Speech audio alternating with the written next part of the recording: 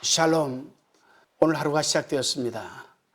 성부와 성자와 성령 삼위의 하나님께서 여러분과 함께 하시는 하루가 되시기를 주님의 이름으로 축원드립니다. 오늘은 창세기 11장 1절로 32절의 말씀을 우리가 나누며 은혜 받기를 원합니다. 이때까지 온 땅에 많은 종족들이 갈라져서 살지만은 아직은 구음이 하나이요 언어도 하나였습니다. 그런 거로 한 곳에 집합되어 함께 살 수 있는 여건이 부여되어 있었습니다. 그러나 그들은 하나님의 영광보다는 자신들의 영광을 추구하다가 그만 세계로 흩어지게 되었고 언어도 다르게 되고 말았습니다. 본문 1절에서 9절 말씀입니다. 온 땅이 구음이 하나이요 언어가 하나이었더라.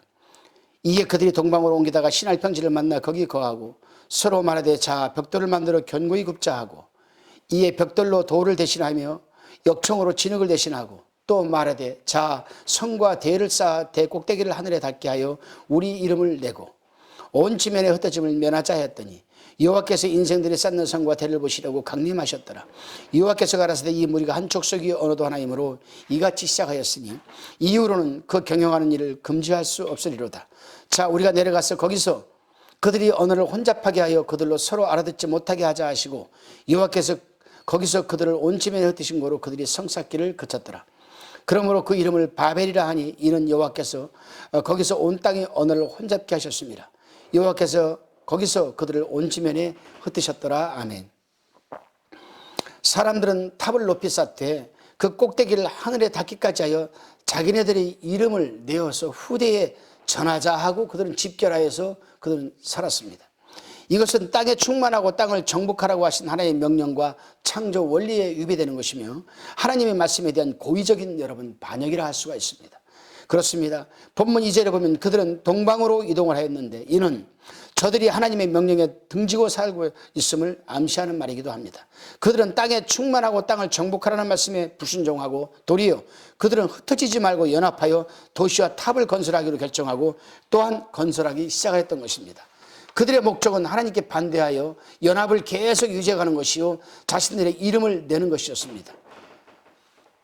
이 부분에서 우리는 작금의 한국교회를 한번 생각해 보도록 하겠습니다. 작금의 한국교회는 WCC, WEA, NCCK 등 하나의 세계교회와 세계 조직을 통해 연합하여 적그리스도에게 곧 최후의 세상 독재자에게 이끌려 가지만 저들의 계획은 분명 좌절될 것입니다. 오늘날의 세계가 하나의 세계라는 개념으로 급진적인 움직임을 보이는 것에 우리는 주목하고 주의하며 또한 경계하여야 할 것입니다. 분명 WCC, WEA, NCCK는 하나님을 배격하는 일이요 하나님을 배반하는 일들을 하는 하나의 단체, 그 이상 그 이하도 안 합니다. 교회라는 이름을 붙이기조차 부끄러운 이들이 바로 WCC, WEA, NCCK임을 여러분 분명 기억해 두시고 주의하고 경계하며 여러분 주목해 우리가 그들과 싸워 이겨내야 될 것입니다. 본문 10절로 26절의 말씀입니다. 셈의 후에는 이러하니라. 셈은 100세 곧 홍수 후 2년에 아르박삭을 낳았고 아르박삭을 낳은 후 500년을 지내며 자녀를 낳았으며 아르박삭은 35세에 셀라를 낳았고 셀라를 낳은 후에 403년을 지내며 자녀를 낳았으며 셀라는 30세에 에벨을 낳았고 에벨을 낳은 후에 403년을 지내며 자녀를 낳았으며 에벨은 34세에 벨렉을 낳았고 벨렉을 낳은 후에 430년을 지내며 자녀를 낳았으며 벨렉은 30세에 우루를 낳았고 우루를 낳은 후에 209년을 지내며 자녀를 낳았으며 루는 32세에 수룩을 낳았고 수룩을 낳은 후에 207년을 지내며 자녀를 낳았으며 수룩은 30세에 나홀을 낳았고 나홀을 낳은 후에 200년을 지내며 자녀를 낳았으며 나홀은 29세에 데라를 낳았고 데라를 낳은 후에 119년을 지내며 자녀를 낳았으며 데라는 70세에 아브라함과 나홀과 하란을 낳았더라. 본문 1절은 셈의 후에는 이러하니라고 시작을 합니다. 10장 21절 32절에서 이미 셈의 가계가 한번 여러분 기록되었습니다. 그럼에도 불구하고 여기서 다시금 셈의 계보를 다루고 있습니다. 왜 그랬을까요? 그 이유는 아브라함이 그 계획이 어떻게 적중되는가를 보여주기 위한 목적으로 아브라함과 그 아버지 데라에게까지 계보를 소개하고 있는 것입니다. 우리는 여기서 또 하나의 하나님이 선택에 대한 증거를 우리는 보게 됩니다. 하나님은 그의 주권과 은혜로 아브라함을 선택하셨습니다. 셈을 택하시고 셈의 5 아들 중에서도 아르박삭을 택하셨으며 데레의 아들 세 아들 중에서도 아브라함을 특별히 선택하셨습니다. 바로 이것이 히브리 민족의 시작이 되는 것입니다. 그렇습니다. 성경을 읽다 보면 하나님께서 왜 이 사람을 선택하셨지? 라고 여러분 우리가 할 만큼 이해 안 되는 부분들이 분명히 있습니다. 저도 성경을 읽다 보면 하나님은 왜 이 사람을 선택하셨지? 예를 든다면 사울 같은 사람 아니겠습니까? 하나님은 아세요. 사울을 왜 선택하셨는지. 결국 우리는 쭉 읽다 보니까 끝에 와서 아하, 하나님이 사울을 선택한 것은 다윗을 위해서였구나. 다윗을 위해서. 다윗을 하나님의 사람으로 만들기 위해서 사울을 선택하셨구나. 깨닫게 되는 것이죠. 깨닫게 됩니다. 하나님은 왜 모세를 선택하셨을까? 하나님은 우리는 성경을 읽다 보면 이해 안 되는 부분들이 참 많아요. 예를 든다면 예수님께서는 이 세상에 오셔서 12제자를 선택하셨습니다. 그런데 그 12제자를 선택해보는 거 보면 다 오합지졸들 엉망진창들이었어요. 어부들이었고 무식하고 배우지 못한 무식한 사람이었고 베드로는 성격이 너무 불같았고 파라산같이 펄펄 타올랐습니다. 그런 반면에 또 요한은 너무 또 냉철했습니다. 너무 과학적이고 이론적인 성격의 소유자였습니다. 그런 반면에 또 의심이 많았던 도마는 자기가 꼭 눈으로 보고 만져야 믿는 그런 사람이었습니다. 그럼에도 하나님은 그들을 선택하셨어요. 이해가 안 됐어요. 왜 이런 사람을 선택했을까? 당시에 많이 배우고 유식하고 율법에 바로 서 있던 대제사장들, 서기관들, 율법사들 참 많았어요. 바리새인, 사두개인 참 많았습니다. 근데 하나님은 그들을 다 배제시켰어요. 그러고 못 배우고 무식하고 성격이 참 희한해. 7색깔 그대로 나타나는 제자들을 하나님은 선택하셨습니다. 이해가 안 됐습니다. 그런데요, 우리가 지나고 보면은 이래서 하나님은 이 사람을 선택하셨구나라고 이해하게 됩니다. 그래서 신앙은 섣불리 우리가 판단하고 섣불리 말할 부분이 아니라 우리는 하나님을 믿고 그저 가야 됩니다. 이해될 때까지 가야 됩니다. 그러다 보면 이래서 하나님이 나에게 이렇게 하셨구나 분명 알 때가 오는 겁니다. 아브라함처럼 왜 나를 선택하셨을까? 모세처럼 왜 나 같은 사람을 선택하십니까 하나님? 나는 입이 뻣뻣하고 둔한 사람입니다. 왜 나를 선택하셨습니까? 모세가 하나님한테 그랬잖아요. 그때 하나님께서 걱정하지 말아라. 너를 위해서 내가 아론을 준비해두었다. 말 잘하는 네 형 아론을. 그런데요, 이해 안 된다 하더라도 하나님 의심하면 안 됩니다. 하나님의 생각은 우리 생각과 다르고요. 하나님의 섭리는 인간의 여러분 이 지식과 상식으로는 도저히 이해 안 되는 분이시거든요. 그래서 우리는 아브라함처럼 그저 나갈 바를 알지 못하지만은 순종하고 나가다 보면 이해가 되고 여러분 믿음의 조상이 되는 것입니다. 본문 20절로 32절의 말씀입니다. 데라의 후예는 이러하니라. 데라는 아브라함과 나홀과 하란을 낳았고 하란은 롯을 낳았으며 하란은 그 아비 데라보다 먼저 본태와 갈대아 우리에서 죽었더라. 아브라함과 나홀이 장가들었으니 아브라함의 아내의 이름은 사레며 나홀의 아내의 이름은 밀가니 하란의 딸이요 하란은 밀가의 아비며 또 이스가의 아비더라. 사례는 잉태하지 못함으로 자식이 없었더라. 데라가 그 아들 아브라함과 하란의 아들 손자 그 롯과 그 자부 아브라함의 아내 사례를 데리고 갈대아 우리에서 떠나 가나안 땅으로 가고자 하더니 하란의 이름에 거기 거하였으며 데라는 205세를 향수하고 하란에서 죽었더라. 아멘. 데라는 아브라함과 나홀과 하란을 낳았고 하란은 룻을 낳았으며 나홀은 이삭의 처 리브가의 조부요 야곱의 처의 증조부였습니다. 하란은 본토 갈대아 우리에서 죽었으니 그들이 고향이요 우상 도시였습니다. 아브라함의 아내 이름은 사레인데 특히 잉태치 못함으로 무자였으나 이것은 하나님의 섭리와 이적을 나타내시는 거룩한 하나님의 뜻이 있었지요. 데라가 가족을 데리고 갈대아 우르를 떠나 가나안을 가자 하여 긴 길을 출발한 동기가 여러분 무엇일까 한번 생각해 보시기 바랍니다. 데라가 가족을 데리고 갈대아 우르를 떠나서 가나안으로 가자고 하여 가나안으로 가고자 하여서 긴 여행을 출발한 동기가 무엇이었을까? 한번 여러분 성경을 곰곰이 또 잘 관찰해 읽어보시기 바랍니다. 여러분께서 이 부분을 한번 깊게 묵상해 보시면 놀라운 일을 발견하게 됩니다. 참고로 창세기 12장 1절 3절 말씀을 읽어보고 묵상해 보시면 답이 나올 줄로 믿습니다. 여러분 그래요. 창세기 12장 1절 3절 너는 너희 본토 친척 아비집을 떠나 내가 내게 지시할 땅으로 가라. 내가 내게 복을 주어 내 이름을 창대케 하리니 너는 복의 근원이 될지라. 너를 저주한 자는 내가 저주하고. 여기에서 우리가 해답이 다 들어있죠. 너는 너희 본토 친척 아비집을 떠나 내가 내게 지시할 땅으로 가라. 네 생각과 네 뜻으로 가지 말고 아무 데고 내가 내게 지시할 땅 그때마다 지시하는 대로 가라. 이 말씀을 염두에 두고 이제 아브라함의 여러분 삶을 추적해 보시기를 바랍니다. 12장, 13장, 14장 한번 추적해 보시기 바랍니다. 아브라함은 절대로 자기가 원하는 곳에 살지 않았습니다. 세상 사람들이 사는 곳에 원하지 않았습니다. 항상 상수리 나무 아래 장막을 처했고 상수리 나무는 예수 그리스도의 여러분 상징입니다.